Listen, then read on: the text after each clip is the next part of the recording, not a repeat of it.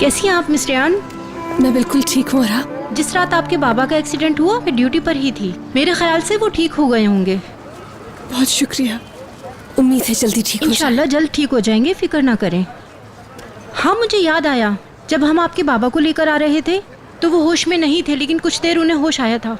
वो बार बार किसी खत के बारे में पूछ रहे थे, लेकिन उसके बाद वो फिर बेहोश हो गए। मैंने सोचा आपके लिए ज़रूरी बात होगी, इसलिए आपको बता दिया। एक खत?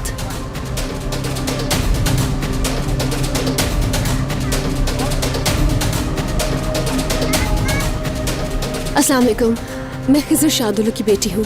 मैं यहाँ आई थी और आपने मुझे उनका सामान दिया था, याद है ना आपको? जी हाँ। देखिए, उस वक्त मैं बहुत परेशान थी, मुझे याद नहीं मैंने सामान कहाँ रखा है। आप गार्डन में भूल गई थी, किसी ने उठाकर यहाँ रखवा दी थी। वो चीज़ें आपकी अम्मी को दे दी हैं। मेरी अम्मी को दे दिया?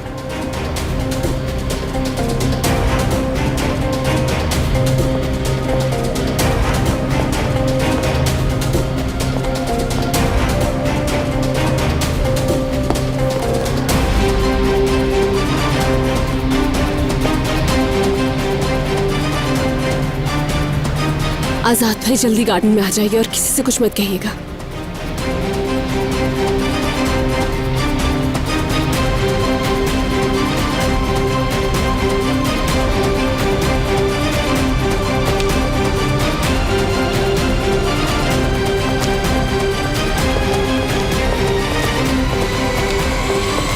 रेयान, कहाँ थी तुम? यहाँ से एकदम से गायब होकर कहाँ चली गई थी? तुम्हें कॉल भी की हमने, लेकिन तुम्हारा फोन बंद था। ठीक है, अब तो मैं आ गई हूँ ना, परेशान मत हो। तुम ठीक हो ना? कोई प्रॉब्लम तो नहीं? जी जी, सब कुछ ठीक है। ये यहाँ क्यों है? आप भी मुझसे दादा जान की तरह सवाल करेंगे? बहुत परेशान हूँ और सिर्फ आप ही मेरी मदद कर सकते हैं। बताओ मुझे, क्या कर सकता हूँ? मुझे बाबा का सामान दिया था एक नर्स ने। मैं परेशानी में उसे गार्डन में भूल गई और उन्होंने वो अम्मी को दे दिया। मुझे वो सामान चाहिए फौरन। लेकिन तुम क्या करोगी अंकल के सामान का? उस सामान में कुछ ऐसा है जो बाबा मुझे देना चाहते थे। एम्बुलेंस में भी बार बार वो एक खत का जिक्र कर रहे थे। क्या मतलब? यानी बाबा उस रात बगैर किसी वजह के नहीं आए थे वहां पर। कुछ है जो वो मुझे बताना चाहते हैं, शायद उस खत में हो कुछ, वरना वो क्यों ऐसी हालत में भी उस खत का जिक्र करेंगे। किसी भी तरह वो खत लाकर दे दीजिए। तुम खुद आकर ले लो आंटी से और बात भी कर लेना उनसे। नहीं, इस वक्त मैं उनसे नहीं मिल सकती हूँ। वो बहुत गुस्से में है, नहीं समझेंगी वो। मुझे यकीन है कि उस खत में जरूर कुछ ऐसा लिखा है जिससे उनकी सोच बदल जाएगी। प्लीज मेरी मदद कर दें। अच्छा ठीक है, मैं जाता हूँ और ढूंढने की कोशिश करता हूँ, लेकिन अगर उन्होंने कुछ पूछा तो? नहीं, उन्हें पता न चले। इस तरह से लेकर आएगा कि उन्हें पता भी ना चले।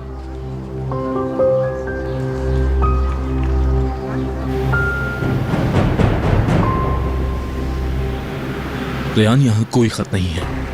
हो सकता है नर्स को गलतफहमी हो गई हो। नहीं आजाद भाई, गलतफहमी कैसे हो सकती है? उस हर जगह तलाश किया लेकिन कहीं नहीं मिला।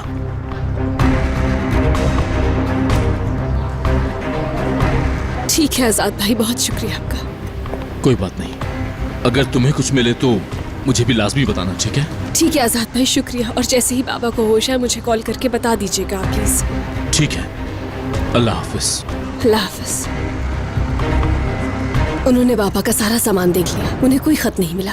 आखिर कहाँ जा सकता है वो खत? खुदा ना खासा किसी और को मिल गया तो?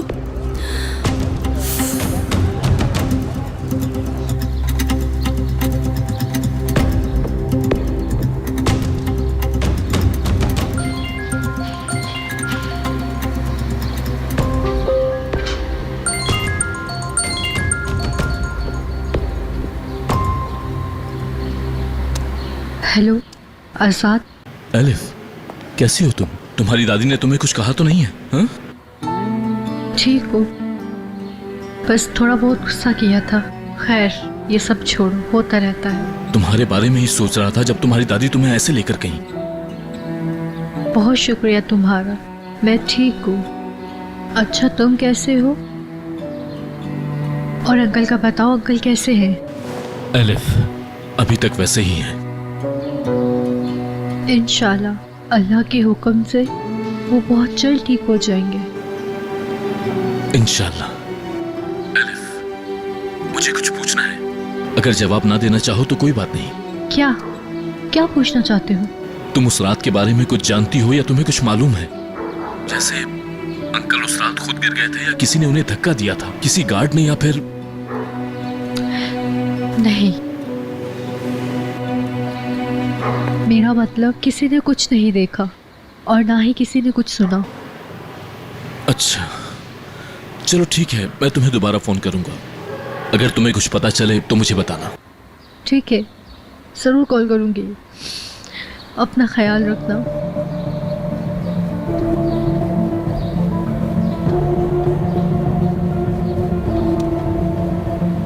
या अल्लाह, मेरी मदद कर। मैं आज़ाद को सब कुछ सच सच बताना चाहती हूँ। मेरी मदद कर।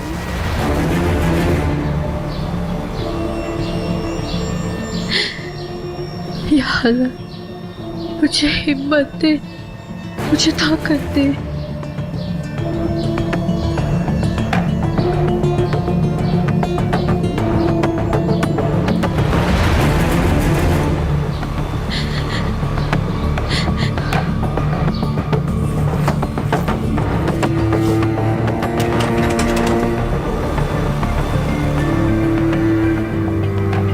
कौन सा सच एलिफ?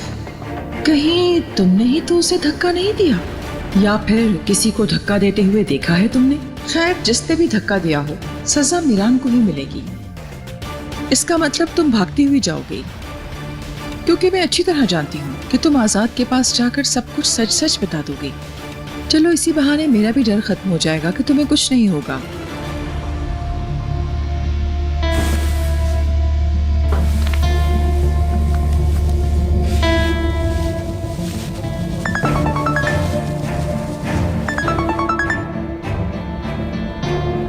बहुत जल्दी फोन कर लिया आपने, क्या बात है? तो फिर क्या जवाब है? मैं तुम्हारी बात मानने के लिए तैयार हूँ। ये बात मैं जानती थी, आप एक बहुत ही समझदार खातून हैं। हाँ, लेकिन अभी नहीं, मुझे थोड़ा और वक्त चाहिए तुमसे। टाइम ही तो नहीं है हमारे पास। ये हमें अंकल के होश में आने से पहले करना होगा, या फिर अगर वो मर जाए। तुम्हारा अंकल जिए या मरे, वो इस शादी के बीच में नहीं आ सकता, समझ गई तुम? एलिफ आजाद से शादी करने के लिए तैयार हो जाएगी। ये आप इतने यकीन से कैसे कह सकती हैं? कुछ तो है जो आप छुपा रही हैं। मैं जिस काम को सोच लूं फिर उसको पूरा करती हूँ। कैसे करूँगी ये मत पूछो। मैं सोचने की बहुत कोशिश कर रही हूँ, लेकिन समझ नहीं आ रहा आखिर कहाँ जा सकता है वो खत। वो नर्स बिल्कुल सच कह रही थी, बाबा के सामान में जरूर मौजूद होगा। क्या तुम्हारे बाबा का कोई ऐसा दोस्त या रिश्तेदार है जिससे वो अपने सीक्रेट शेयर करते हो रेहान? नहीं, बाबा अपने दिल की हर बात सिर्फ अम्मी से ही कहते थे। अम्मी ही हमेशा से उनकी हमराज रही हैं। हाँ, मीरान एक और शख्स है, अली भाई। पापा अपने दिल की हर बात अली भाई से कहते थे। हमें उनसे जाकर पूछना चाहिए, वो हमारी मदद कर सकेंगे। तो कहाँ ढूंढ सकते हैं हम अली भाई को? जितना मुझे याद है, हमारे घर के पास एक कॉफी शॉप है, वहीं उसके पास ही घर है उनका। हमें वहां जाकर देखना चाहिए। चलो फिर चलते हैं, वक्त क्यों जाया करें हम यहाँ बैठकर, शायद हमें कुछ मिल जाए। इंशाल्लाह।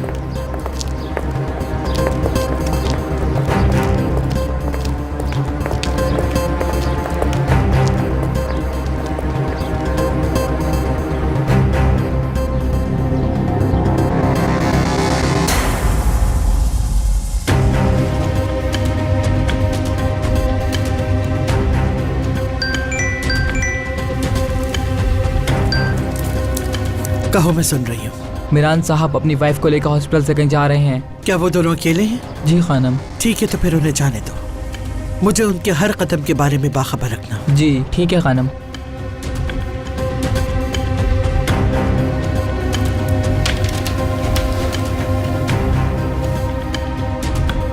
जंगल में घूमने वाला एक दिन लोमड़ी का शिकार बन जाता है मीरान शाह।